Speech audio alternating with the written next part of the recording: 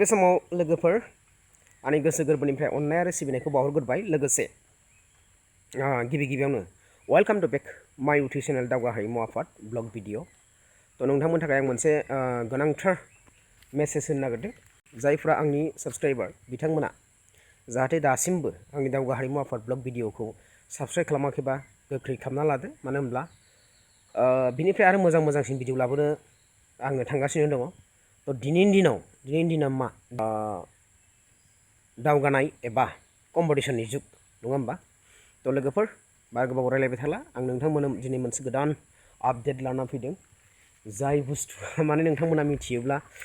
गोसोखौ खेंखें मोनगोन आरोखि गोबाव समनिफ्राय भिडिअ आगारगासिनो दं नाथाय लास्ट मन्थ जोबथानायाव बे जायब्ला मोसानो फोरोंबाय थानाय बिनि फिथाइया मा जागोन बिनि फिथाइखौ दिनै मोननो थांगोन नोंथांमोना आङो बेखौ दा मोनाबिलिनि गेजेराव आपडेट होगोन तो दिनै कम्पिटिशननि जुग नालाय माबादि जानांगोन दानि जि जोंनि मोसाखावरिफ्रा तो बिनि थाखायनो भिडिअखौ लाबोनाय जादों तो भिडिअआ जोबोद इन्टारेस्टिं जादों नोंथांमोना नायलांबानो जाबाय लोगोसे बेखौनो खावलायबावबाय हाजायमानि नोंथांमोना शेयार खालाम लोगोसे साबस्क्राइब कमेन्टनि गेजेरजों आंनो सोंहरबानो जाबाय मारै जानानै दङ जोंनि फोरोंनायफ्राव नोंथांमोना अननानै गावनि बर' हारि होननानै नोंथांमोना जोंखौ थुलुंगा हो आरो जों बेबायदिनो भिडिअखौ लाबोबाय थागोन स' लेट्स गो भिडिअखौ देखायनोसै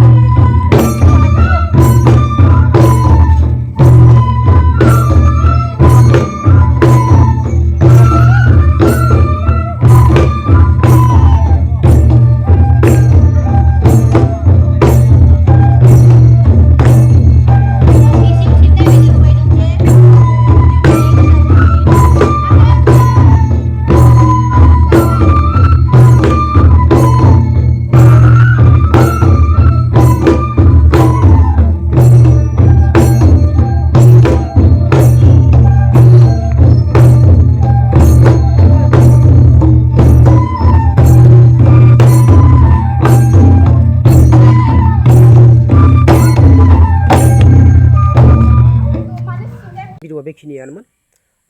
जोंनि गेजेराव मोनसे मोजां खौरां फैगासिनो दङ रंगिना संगिना मोसानायनि जोंहा मोनसे खाबु मोननो थांगासिनो दङ तो बेखौ नोंथांमोना उनाव मिथिगोन तो दिनै भिडिअआ बेनोमोन आरो नोंथांमोना मोजां मोनोबा लाइक शेयार कमेन्ट खालामना हरबानो जाबाय तो बाय बाय जय हिन्द।